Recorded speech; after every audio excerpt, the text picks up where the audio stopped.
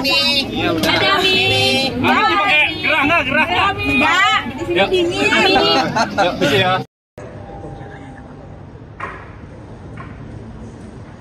Baik, terima kasih rekan-rekan wartawan. Perkenalkan saya Rihat Tabarat selaku praktisi hukum terkait dengan informasi yang kita terima daripada rekan-rekan wartawan maupun yang beredar di media bahwa eksepsi daripada Nikita Mirzani yang diajukan oleh penasihat hukumnya itu rekan kita Pak Fahmi ya, dan rekan-rekan yang lain, itu saya pikir suatu dalam proses hukum di dalam pidana itu hal-hal yang normatif aja itu. Artinya kalau memang mungkin para PH-nya Pak Nikita Mirzani ini melihat di dalam dakwaan itu ada secara normatif yang tidak pas sesuai dengan perkara yang di dalam dakwaan itu yang tidak kurang pas dilihat dakwaan di dalam dakwaan tersebut. Maka kalau yang kita lihat sih yang beredar di media ya bahwa pengacaranya ini kita dengar alasan eksepsinya itu karena dilihat dakwaan dilakukan oleh penuntut umum itu ada seperti salah sasaran lah.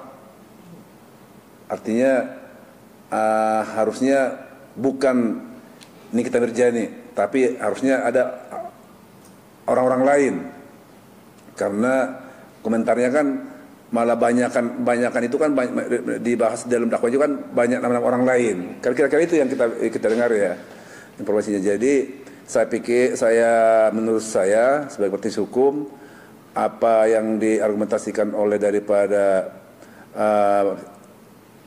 penasihat hukum Nikita Mirzani ini itu hal-hal yang wajar saja. Tapi tentu juga sesuai dengan hukum acara kan jaksa juga kan punya hak juga untuk menanggapi eksepsi tersebut. Tentu mereka kalau jaksa menanggapi ya tentu jaksa juga kan membuat suatu argumentasi juga tentang menguatkan dakwaan mereka. Itu saya pikir hal-hal yang biasa saja itu.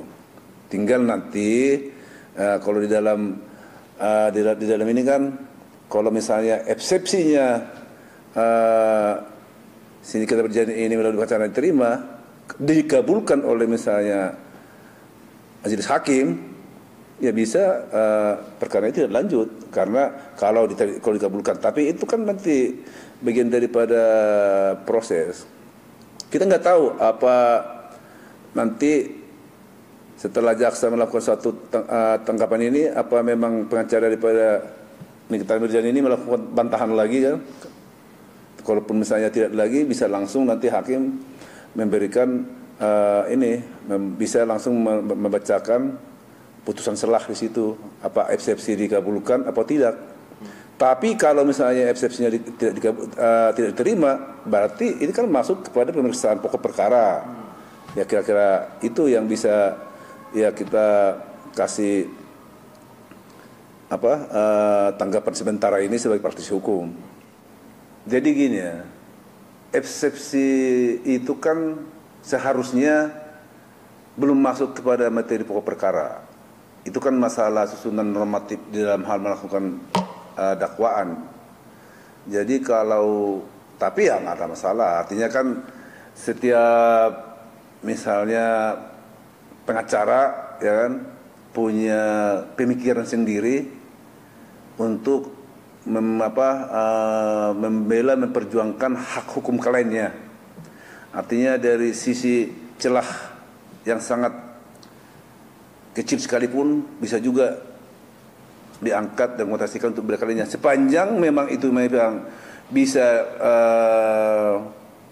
dibuktikan atau dia argumentasikan dan ada dasar hukumnya dan bisa meyakinkan hakim yang memeriksa perkara ini, bisa saja kan gitu. Tapi kan tentu hakim ini kan dalam hal ada berperkara begini, ada terlapor, ada pelapor, ya kan, yang dimana pelapor apa ini pelapor atau korban ini diduga ini kan diwakili oleh jaksa penuntut umum sebagai pengacara negara dan juga sebagai terlapornya ada diwakili PH-nya juga. Ini kan akan saling berargumentasi sesuai dengan keahliannya masing-masing. Yang tentu tujuannya adalah bagaimana meyakinkan majelis hakim, yang majelis hakim ini kan akan benar-benar sangat independen dan benar-benar secara dasar hukum menyimak, mempertimbangkan dan memutuskan. Jadi ya saya pikir ya, dan itu tugas pengacara ya, dan itulah tugas pengacara kan gitu. Jadi ya kalau memang argumentasi yang dibangun oleh pengacaranya Nikita Mirjani itu memang benar-benar ada dasar hukumnya dan bisa meyakinkan majelis hakim yang memimpin persidangan ini, saya ketua majelis maupun anggotanya, bisa saja dikabulkan kan gitu. Tapi kan seperti yang saya bilang tadi, hakim ini kan sangat independen ya kan. Kalau memang tidak ada dianggap dasar hukumnya dan dianggap kurang meyakinkan, bisa juga ditolak. Ya eksepsinya itu dalam putusan selah kan. Dan kalau ditolak itu otomatis lanjut kepada pemeriksaan pokok perkara, lanjut langsung diperiksa korban. Pertama kan diperiksa ini dulu keterangan daripada pelapor yang juga korban kan gitu. Setelah itu saksi-saksi faktanya dari pihak pelapor ini, baru lanjut kepada kalau ada misalnya diminta ahli yang dihadirkan memberikan keterangan ahli, ya bisa diperiksa semua dulu. Setelah selesai semua urusan saksi maupun keterangan ahli dari pihak yang diajukan oleh jaksa penuntut umum, barulah nanti giliran daripada terdakwa. Ya, sekarang kan posisi ini kita jadikan udah terdakwa nih, udah sidang kan. Nanti saksi daripada saksi fakta dari terdakwa, atau juga diberikan kesempatan juga kalau dia ada saksi yang meringankan, atau juga diberikan juga kesempatan kalau ada menghadirkan ahli dalam hal disiplin ilmu, keterangan keterangan ahli dari beberapa disiplin ilmu, ya kan, misalnya ahli bahasa, ahli pidana, ya kan, ahli IT gitu. Jadi ya nanti ya setelah itu ya jaksa kan diberikan juga setelah semua selesai itu, jaksa kan setelah hukum acara kan diberikan ruang untuk membuat rentut tuntutannya. Setelah tuntutan ada lagi kesempatan lagi untuk terdakwa nih melakukan pledoi, pembelaan kan gitu. Nah, kalau memang disetujui dianggap memang dakwaan ini memang tidak berdasar hukum, ya biar demi hukum itu. Tidak lanjut. Kan kalau memang dikabulkan eksepsinya, karena argumentasinya kan ini kalau nggak salah ya ada argumentasi itu seperti saya beredar di media bahwa ini salah orang lah kira-kira gitu, bukan kita berjadi nih yang sebenarnya terdakwanya kan kira-kira gitu. Tapi kalau memang bukan dia terdakwanya dan yakin hakim bukan itu, ya berarti kan bebas. Kalau dikabulkan kan bebas, dia mau selesai. Berapa lama sih Bang untuk hakim untuk memutuskan diterima atau ditolak ini? Eksepsi ini? Iya. Kan udah saya jelasin tadi. Sekarang ini kan posisi tadi yang rekan wartawan saya katakan, posisi jaksa, tanggapan jaksa terhadap eksepsi kan.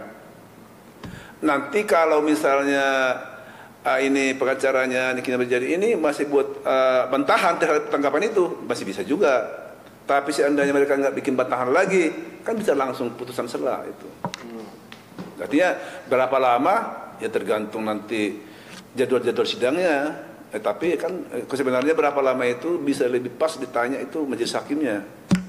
Ya karena beliau yang ngatur acara, istilahnya ngatur acara di dalam persidangan itu. Berapa lama nanti mereka ngatur jadwal itu kan.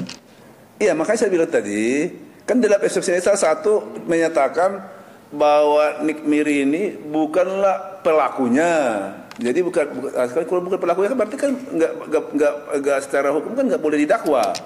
Nah, kalau memang itu bisa diyakinkan, ya, dan hakim yakin itu dan memang ada dasar hukumnya, ya ini kan harus bebas kan? Ya, masalah nuntut balik, yaitu kan ada peluang memang untuk itu, ada peluang itu bisa nuntut balik karena apa? Dia kan udah ditahan, Jadi bisa dia gugat istilahnya di sini institusi Polri dan Kejaksaan karena udah menahan dia kan, bisa itu. Ya kalau saya ya kan kembali karena ini udah bergulir di dalam proses hukum pidana, ya jalanin saja dengan kooperatif biar nanti ada kepastian hukum nanti dari hakim yang memutus ini. Itu masalah kalau udah hakim yang memutus, masalah ada pihak yang kurang berterima, ada yang merasa pas, ya itu kan memang ya namanya juga berperkara ya kan, nggak mungkin ya itu pasti ada kontra ada pro kontra ya.